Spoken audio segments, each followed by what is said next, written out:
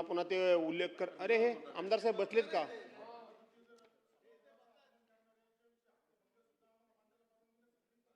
चला काय झालं?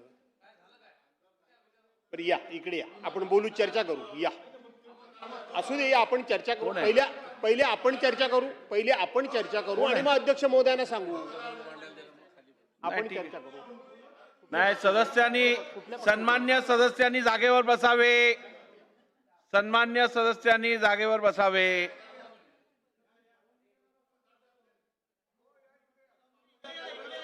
आता बसा बसा, जागेवर बसा.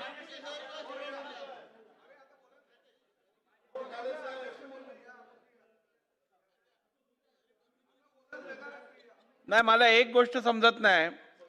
मला वाटतं या सभागृहाला वेळपत्रिकेची गरजच नाहीये. कारण या सभागृहाला वेळपत्रिकेची मला वाटतं आता गरज नाहीये. कारण आजच्या ऑर्डर ऑफ द डे मध्ये जो बिझनेस आहे, जे कामकाज आहे, ते घेणं अपेक्षित असतं.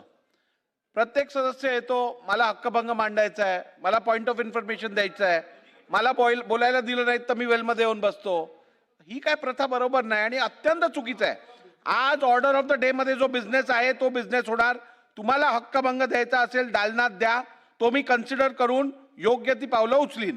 प्रत्येकाला हक्कभंग सभागृहात मांडायला देऊ शकत नाही, शक्य नाही. माझ्याकडे बिझनेस बाकी आहे, तो संपवायचा आहे. तुमच्या हक्कभंगाला मी प्राधान्य देऊ शकत नाही. बसून घ्या.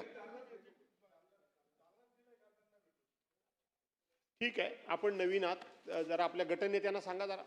चला. नाही चालू काय करणार, त्यांनी विश्लेषण सांगितलं नाही अजिबात. अध्यक्ष महोदय, या ठिकाणी सभागृहामध्ये 2026चे विधानसभा विधेयक क्रमांक 64 जे मंजुरी करता आलंय, त्याच्यावर मी माझे विचार थोडक्यात मांडण्याकरता उभा आहे. अध्यक्ष महोदय, खरं तर मंत्री महोदयांनी फक्त 2च मुद्दे सांगितले. या बिलामध्ये अनेक खंड आहेत आणि हे खंड इतके आहेत, मला असं वाटतंय की अशा पद्धतीच्या विधेयकाला आपण ताबडतोब मंजुरी देणं म्हणजे पर्यायानं कळत नकळतपणे जर एखादी भविष्यामध्ये चूक घडणार असेल तर त्या चुकीचे सुद्धा आम्ही समर्थन केल्यासारखं आणि ती चूक करण्याकरता आम्ही सुद्धा तुमच्यामध्ये भागीदारी असल्यासारखं कदाचित उद्या आमच्यावर आक्षेप येऊ शकतात.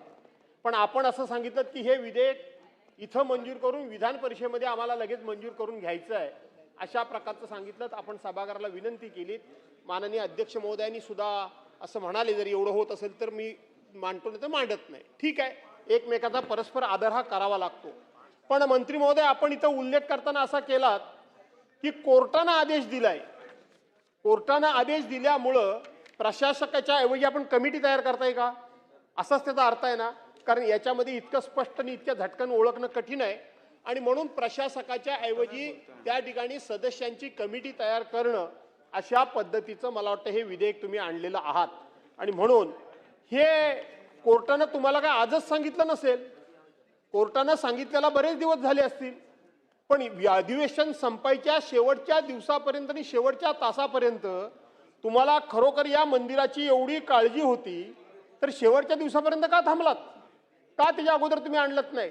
का हे बिल कमीत कमी इंट्रोड्यूस केलंच नाही?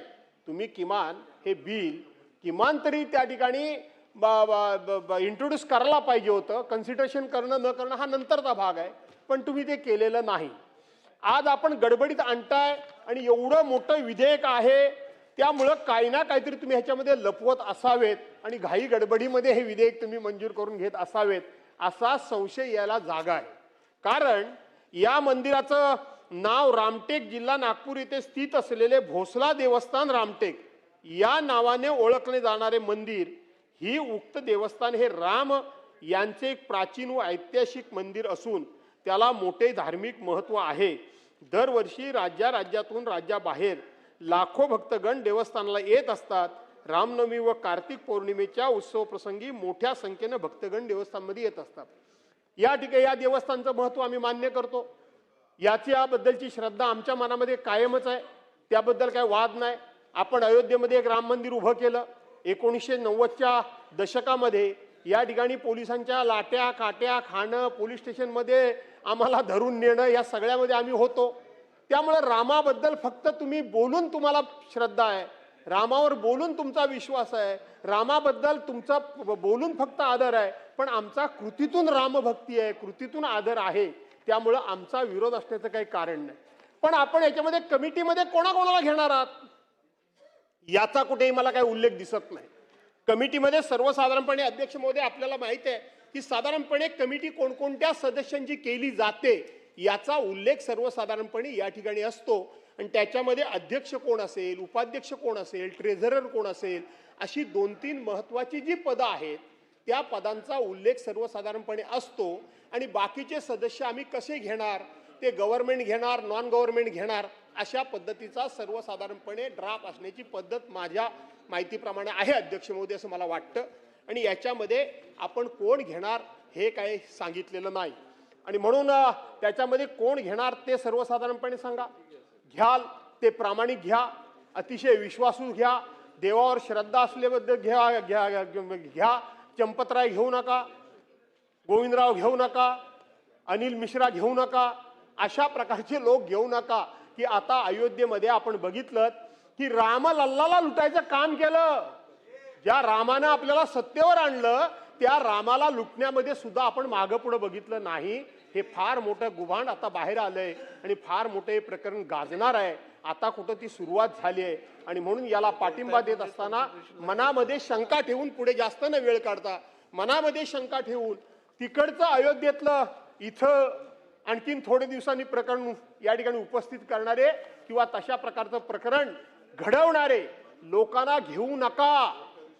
वरून राम आणि आतमधून पोटामध्ये काळा राम असं काही असता कामा नये आणि म्हणून तशा प्रकारचे घ्या, एवढंच फक्त आम्ही सांगतो. पण त्याच्यापेक्षा थोडं विस्तारनं तुम्ही सांगितलं असतं तर बरं झालं असतं. आणि कमिटीवर कोण घेणार वगैरे आम्हाला ह्यांना बोलायचं आहे. आणि म्हणून अध्यक्ष महोदय मी आपला सन्मान राखून या ठिकाणी थांबतो. सन 2026 विधानसभा विधेयक क्रमांक 64ला मान्य मंत्री महोदय आम्ही पाठिंबा देतो. पण पुन्हा आपण चूक एक करतोय अध्यक्ष महाराज. चूक काय करतोय अध्यक्ष महाराज, हे बिल केलं की अतिशय पवित्र स्थान रामटेक आहे.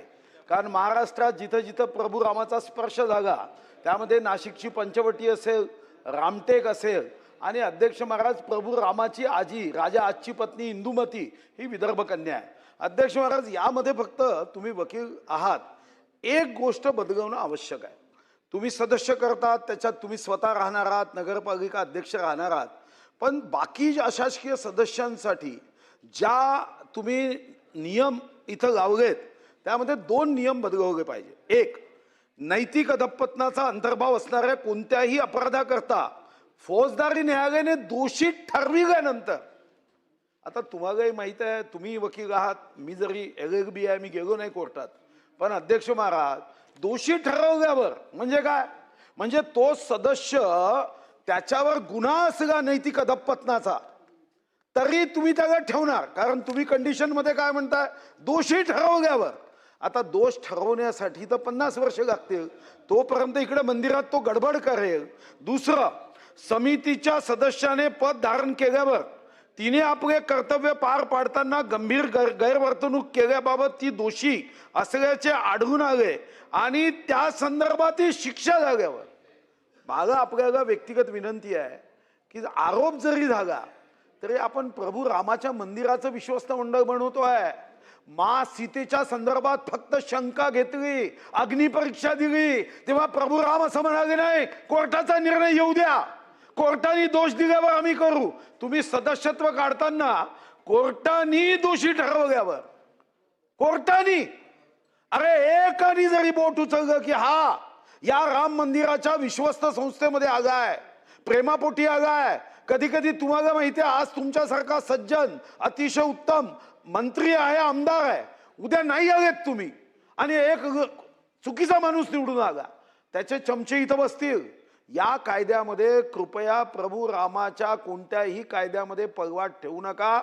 तुम्ही हे मान्य करा की मा सीतेवर शंका घेतल्या बरोबर जसा त्यांना अग्निपरीक्षा द्यावी लागली, काय कोणी काय ठेका घेतलाय का की मीच बसेन तिथं विश्वस्त म्हणून. त्याच्यावर गुन्हा दाखल झाला रे झाला तर कोर्टाच्या शिक्षेची वाट पाहायची नाही. FIR झाल्याबरोबर त्याचं विश्वस्त ट्रस्टी पद जाईल, नाहीतर प्रभू राम हे आपल्याला अशा आणि राम असणाऱ्या लोकांना तिथं सेवा करण्याची संधी देणं हे या कायद्याची पळवाट आहे. आणि म्हणून मंत्री महोदय, तुम्ही अभ्यासू आहात, जाणकार आहात, तुम्ही कार्यक्षम आहात, पण तुमच्या हातून हे पातक प्रभू रामाचं होता कामा नये ही काळजी घेऊन एवढी सुधारणा मान्य करावी की FIR झाली की नो ट्रस्टी, एवढं का.